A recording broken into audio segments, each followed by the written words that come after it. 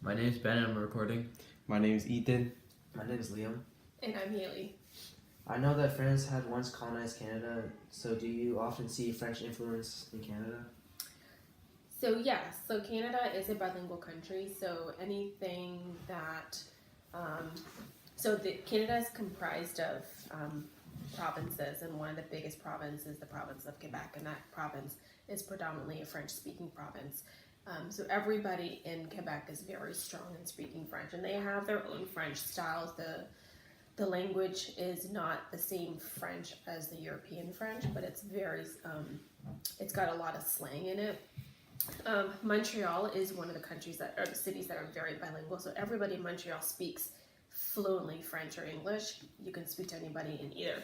If you go outside of the Montreal area, you'll see that people don't prefer not to speak English at all. They're very firm in how they speak. They don't even want to speak to you in English. They want to keep the French as much French as possible. Now, if you go across the border from across the province to Ottawa, Ottawa is the capital of Canada, and that one has a lot of bilingual speaking folks. And then in Toronto, there's less of it.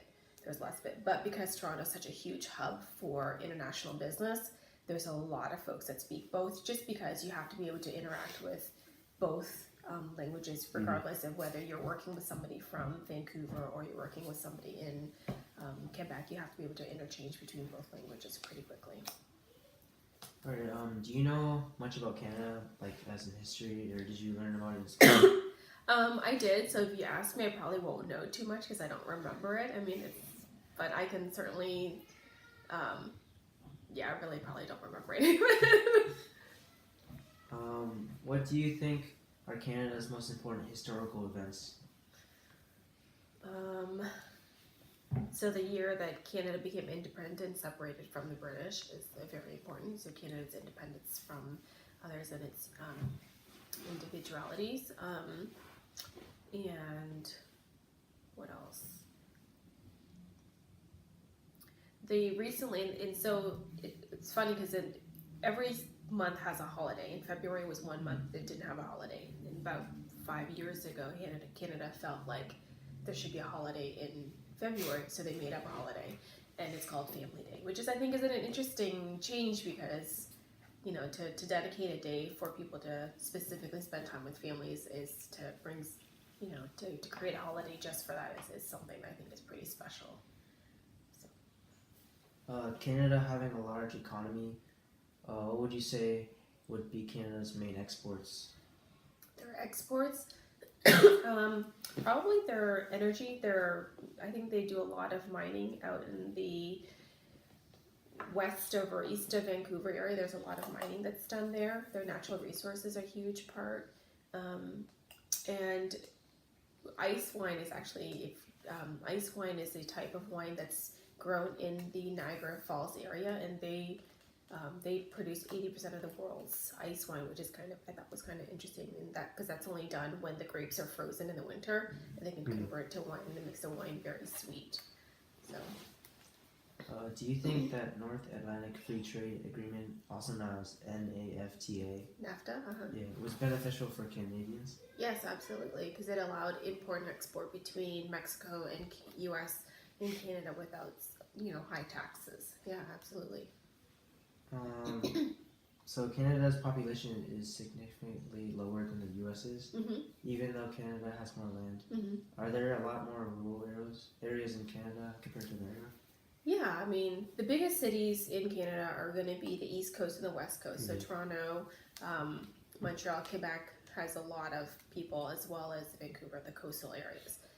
The provinces in between, so Manitoba, Alberta,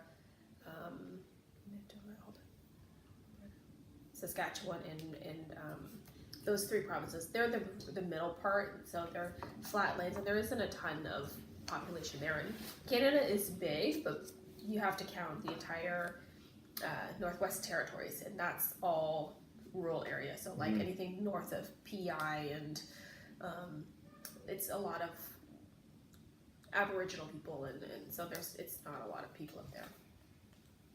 What was the geography of the area you lived in, and did it affect the way you lived in any way?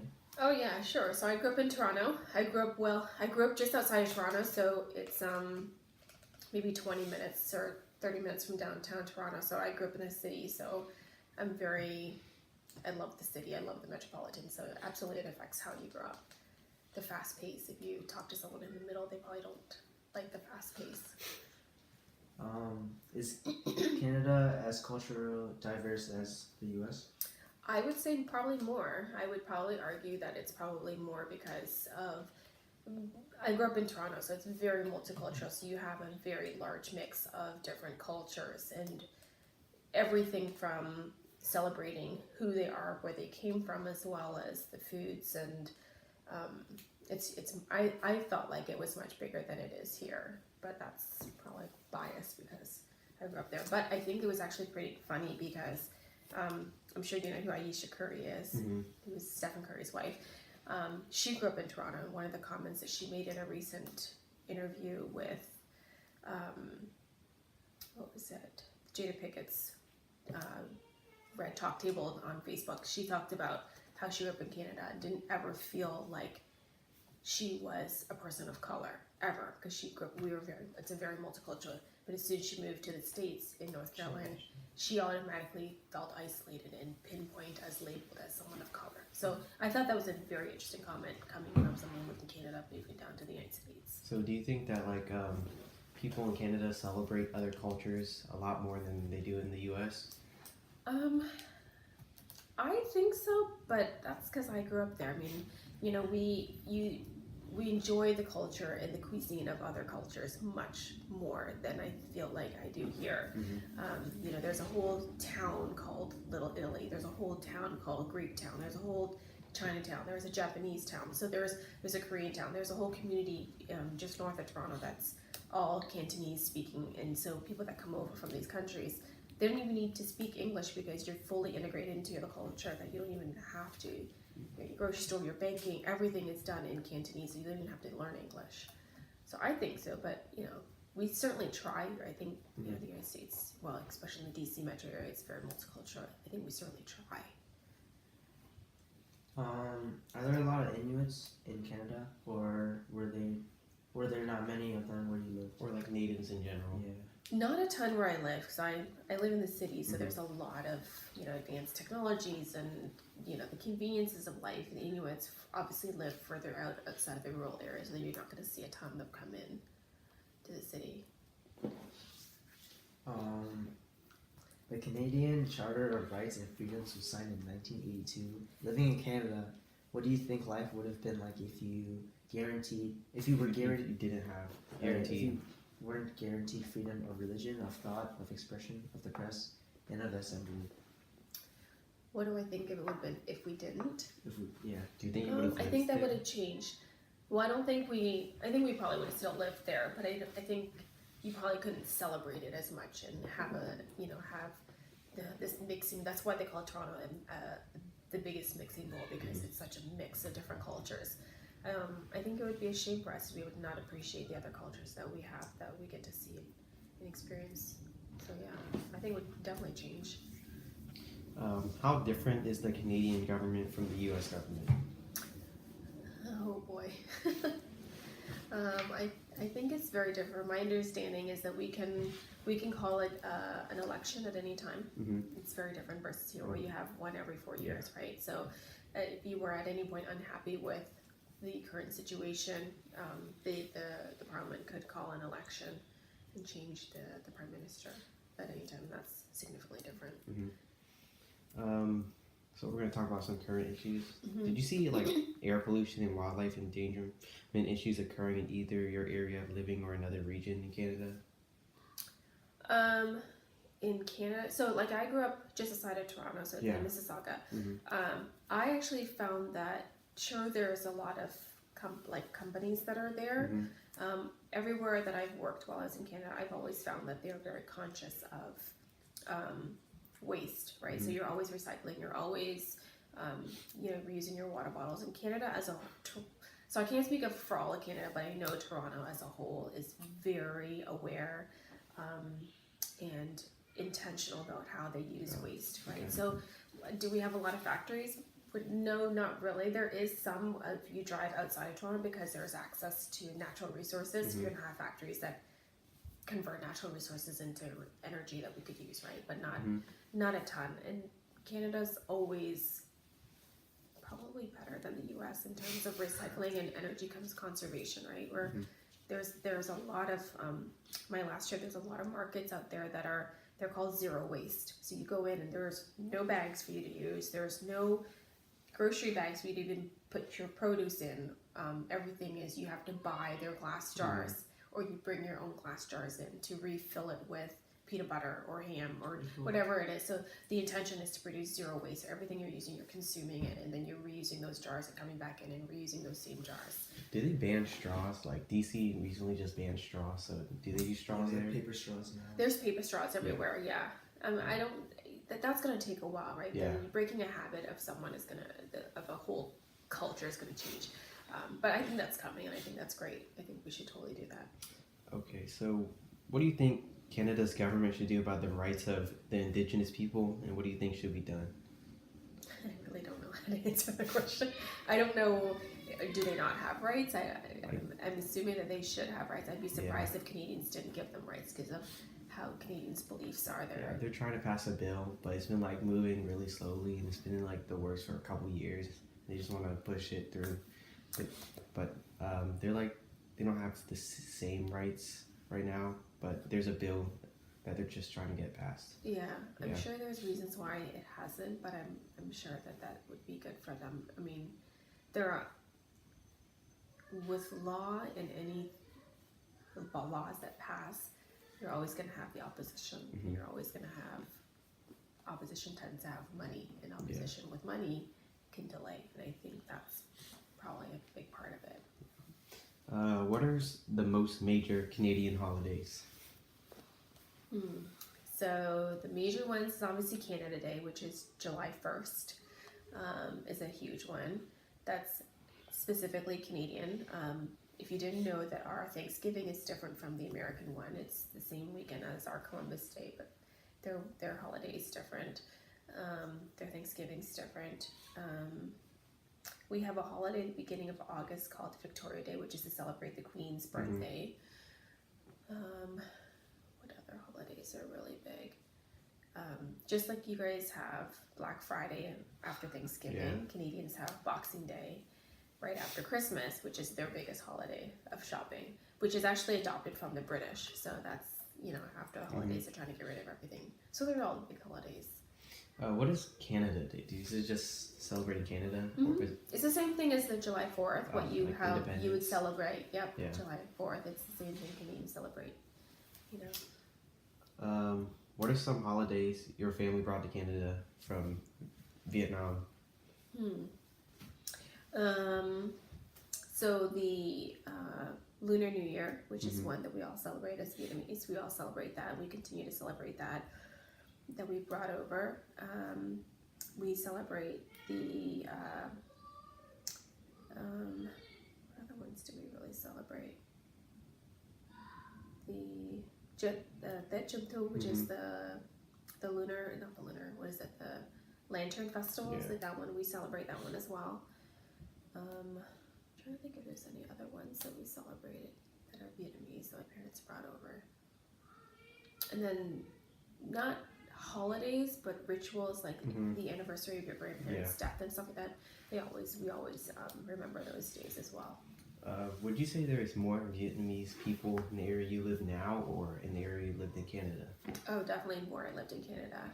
There's a much bigger Vietnamese community in Canada where, so for example, every year right around the Lunar New Year that we always look for festivals to go to because you want to be able to enjoy the food, eat the food. And that one here, we're always looking to find any place that has it. It's always very small, like little high schools that have it. In Canada, it is so big that they rent an entire hall. Think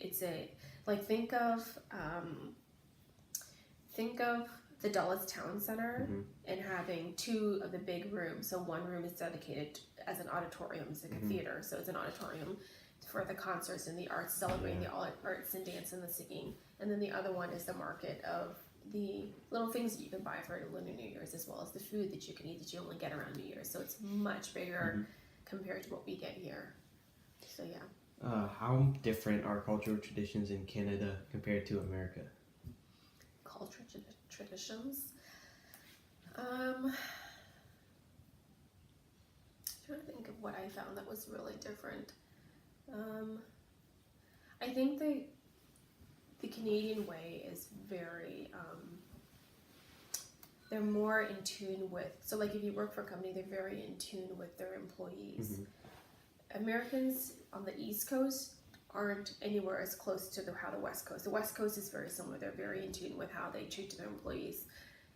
Canada as a whole, so I can't speak for all the companies, but I worked for Nissan North America, and I can see from them that they really treated their employees really well in terms of they provide healthy cafeteria food. So it's not like they provide food right on campus. You could purchase food for relatively inexpensive, as well as a gym, and it has they had massage therapy that came in twice a week. So they really cared about your health. That's a big part of they had people that walk through the offices once a week and made everyone get up and teach you different stretches so that you're not sitting at your desk for 8 hours and you're constantly moving, and the community environment. So there was at lunchtime I would literally run outside, and there was a big field where all the big companies around there had access to, and you would play ultimate frisbee or softball with other companies, and you would compete against other companies. And that's always getting people to come out at lunch. So you run out for lunch and do that, and you come back in, and you come back in more productive, and your mind is clear because you've been able to burn energy and get some fresh air. So that's, I think, is very different from here. Whereas here, it's no, you could ask your mom, you can work 12 hours a day and 14-hour days and not to get a break, and not even, you don't take a break. It's hard to take a break. Yeah. How would you compare the American healthcare system to the Canadian healthcare system? Very different. The worry that comes with the American healthcare is great if you have. So here's the difference. If you're American, if you don't have health insurance, you should worry, right? You have to. If you go to the doctor, it's $150, $200. If you go, so like when Beckham was sick and we had to go to Johns Hopkins to get surgery. If I didn't have health care, if I didn't have it fully covered by an insurance company, that bill is $250,000 for a 5-day stay, right? To get surgery, it's that what Beckham and I just had. It could be another $150,000 just for Beckham, and then for me it would be another $150,000. So the cost is significantly higher, and it's not regulated. And every hospital can charge whatever they want. It doesn't matter. But here's the difference: if you were sick and I need to get checked up by tomorrow, you could do that here. I can call up the doctor and say I need to get this scan, and it's done quickly. In Canada, while everything's included in your countrywide healthcare plan, it could be a month wait before you get to go see a cancer therapist or someone who's a specialist and an oncologist, right?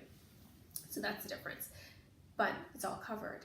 It's all cared for. You don't have to worry about it. You go to the doctor, you don't have to care. You don't have to worry about it. It's all protected, right? You're going to get taken care of. So that's the biggest difference. In terms of maternity care, so if your mom, if you have a baby, in the U.S. you get 4 weeks if you have a natural birth, and 8 weeks if you have a C-section. That's nothing.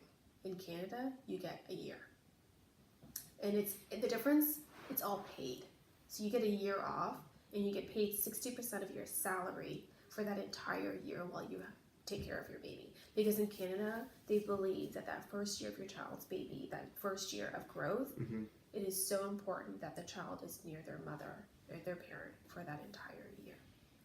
That's a significant difference. America should do that. All other countries do it except for America. All European countries do it. Well, in that case, did you have any trouble adjusting to the American imperial system from the metric system? Yes, and I still have trouble doing it. I mean, if you told me it was 50 degrees outside, and I still think, well, what is that in Celsius? So I still think in America's the only one like that. The rest of the world is on the other right? Yeah. I don't understand why we have to be so different. But yes, so in terms of even driving and mileages, right? The difference between mileage and kilometers. Now I'm used to it now, obviously, because I've been here for 15, 16 years. But I still think in both. I think it's, Yeah. Okay. What was growing up in Canada like? What was it like? Okay, so for me, I grew up in Mississauga. I started school in Toronto, and then my parents moved to Mississauga, so I grew the rest of my education in Mississauga. But I was put in French immersion from kindergarten, so I didn't learn English until 3rd grade. So I speak French and English fluently.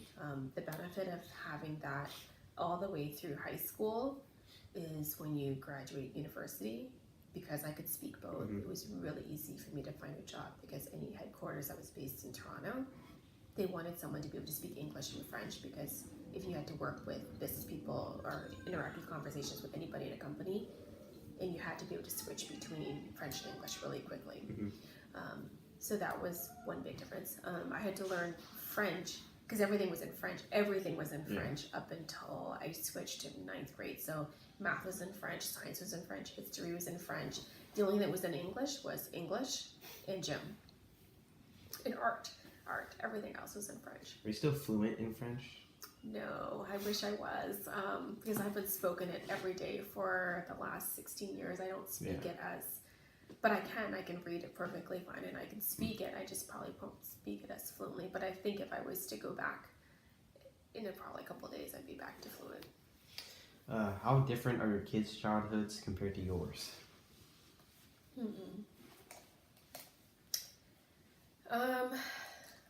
Let's see. My parents didn't have a ton of money, so we didn't have a lot of things, stuff. I think the kids today have so much stuff. That doesn't mean that I didn't go on a vacation. We definitely had vacations, and we drove a lot of places and spent a lot of time with other families. But I think today the technology that kids have access to today is so different from when I was a kid. And I think that's a challenge that I think all parents are going to face as you guys are growing up, and the technology access is different. When did you move to Canada?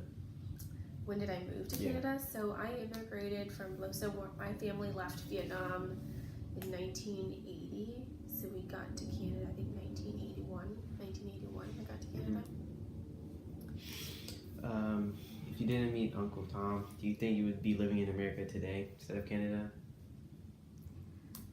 Would I live in No, I'd probably still be in Canada. Yeah. Did you have any trouble? Wait, I already asked that. What were some of your personal interests growing up? Personal interest? Let's see. Friends, a lot of just hanging out with friends. I think the other thing that I noticed that the kids today don't do maybe as much as they talk on the phone. Yeah. And I think you guys text a ton, right? But I think when I was growing up, we talked a lot on the phone about, probably nothing at all, right? But, if you ask anybody that grew up in the 90s, you'll remember it being attached to the phone in the wall. You pull the cord all the way into the other room so your parents can't hear you. It's a cord under the door. And it's like, so I spent a lot of hours just hanging out and talking on the phone. What was your favorite leisure activity in Canada that you can't do here, or that you won't normally do here? I think ice skating. I think ice skating is one that, you have access to it everywhere. Everywhere here in the winter you can ice skate everywhere, but you have to pay. Every time you go on an ice rink here, you have to pay. Whereas Canada, the rinks are all open space, and there are rentals if you want to rent, but you could just grab your skates from home and run out to the ice rink and just skate and do what you want to do. Yeah, it's all open. You don't have to pay. It's part of growing up in Canada. So it's like, you can just take your friends and just play a game or something? Yeah. Oh. Yeah. Well, that's all our questions. Thank you. Really? That's Yep. it? Okay. Thanks, guys. Thank you.